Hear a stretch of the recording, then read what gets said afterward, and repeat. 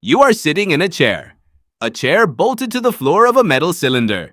The cylinder weighs, fully loaded, somewhere in the neighborhood of 400 tons. And in a few minutes, someone at the front of that cylinder is going to push a lever, and this impossible, ridiculous 400-ton metal room you are sitting in is going to lift off the ground and climb to an altitude of 7 miles above the surface of the Earth, traveling at 570 miles per hour. And you are going to drink a tiny cup of orange juice like this is completely normal. It is not normal. It is one of the most astonishing things humans have ever figured out how to do, and almost nobody actually knows how it works. Not really. Most people have heard the word lift. Some have heard the word Bernoulli. A few will confidently explain that air moves faster over the curved top of the wing and slower underneath, creating lower pressure on top, and that pressure difference sucks the plane upward. That explanation is in textbooks. It is in children's encyclopedias. It is also, at best, deeply incomplete, and at worst, it is wrong in ways that matter. The real story of why a 400-ton metal tube leaves the ground is stranger, more elegant, and far more interesting than anything you were taught in school. Let's start from the beginning. Not with wings, with air. Air seems like nothing. You walk through it without noticing. You breathe it without thinking. But air is a fluid. A real, physical fluid with mass and momentum and the ability to push and be pushed. A cubic meter of air at sea level weighs about 1.2 kilograms. The atmosphere around the entire Earth contains roughly 5 quadrillion tons of this stuff, pressing down, swirling, responding to every object that moves through it. When an airplane moves through air, it is not moving through nothing. It is plowing through a fluid that has weight and resistance and memory. And the way that fluid responds to the shape of the wing is the entire story. The shape of a wing is called an airfoil. And the key thing about an airfoil is not just its curve. It is its angle. When a wing moves through air, it is tilted slightly upward at what engineers call the angle of attack. This tilt means the front edge of the wing meets the air pointing slightly upward. The air hits the wing and gets deflected. The bottom surface of the wing pushes the air downward. And here is the part that actually matters. Isaac Newton's third law. For every action, there is an equal and opposite reaction. If the wing pushes air down, the air pushes the wing up. That is the core of it. That is the foundation underneath everything else.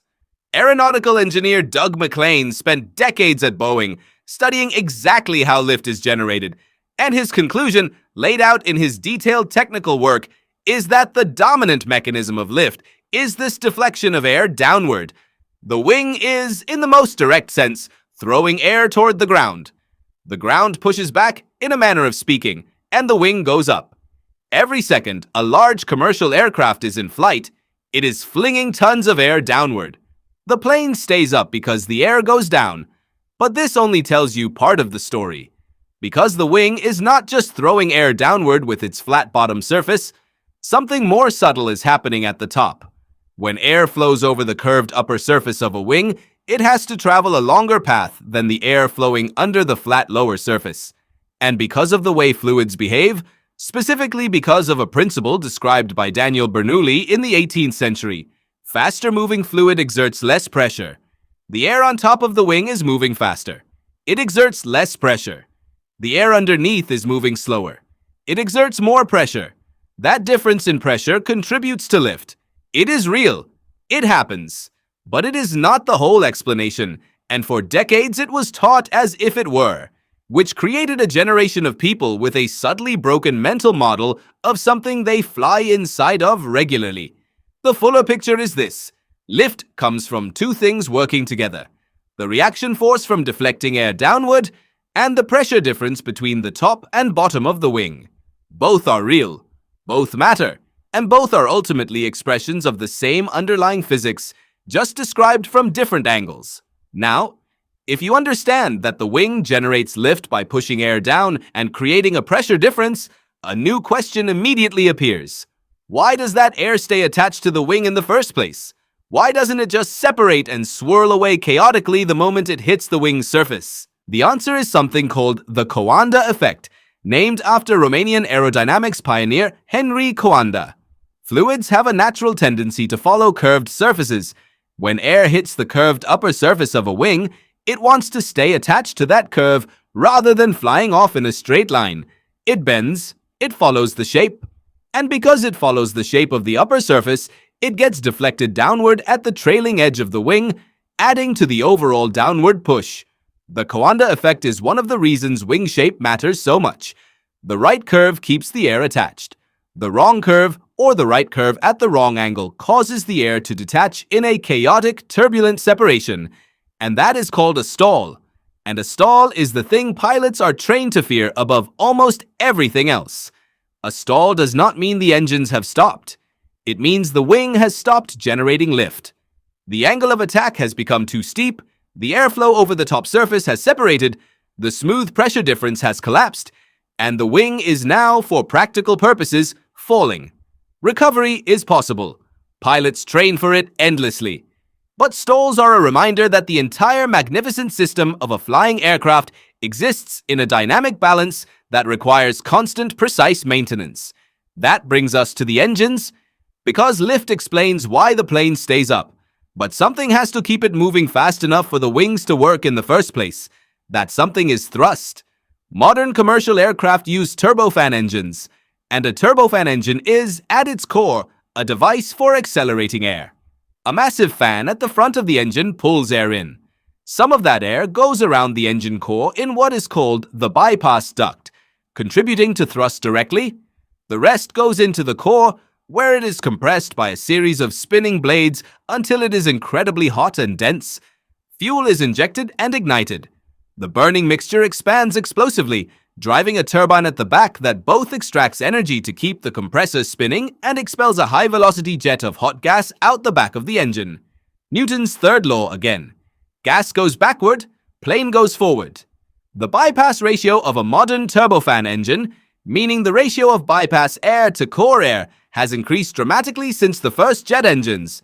Early jets were almost pure turbojets, burning enormous amounts of fuel to accelerate a relatively small amount of air to very high velocity. Modern high-bypass turbofans, like the ones on a Boeing 787 or an Airbus A350, move a huge volume of air at moderate velocity. This is far more efficient, it is quieter, it uses less fuel per unit of thrust. It is one of the reasons commercial aviation has become roughly 80% more fuel efficient per seat mile since the 1960s. The engines you hear today are not the engines your grandparents heard. They are something considerably more refined. But engines and wings together still do not explain everything, because a plane in flight is not a simple object with one force pulling it up and one pushing it forward. It is a dynamic system with four forces in constant negotiation. Lift pushes up, weight pulls down, thrust pushes forward, drag pulls back. Every phase of flight is a different balance between these four forces. On takeoff, thrust exceeds drag, and the aircraft accelerates. As it pitches upward and the wings generate more lift, lift begins to exceed weight, and the aircraft climbs. In cruise, the forces balance almost perfectly. Thrust equals drag, lift equals weight. The plane maintains altitude and speed without accelerating or decelerating.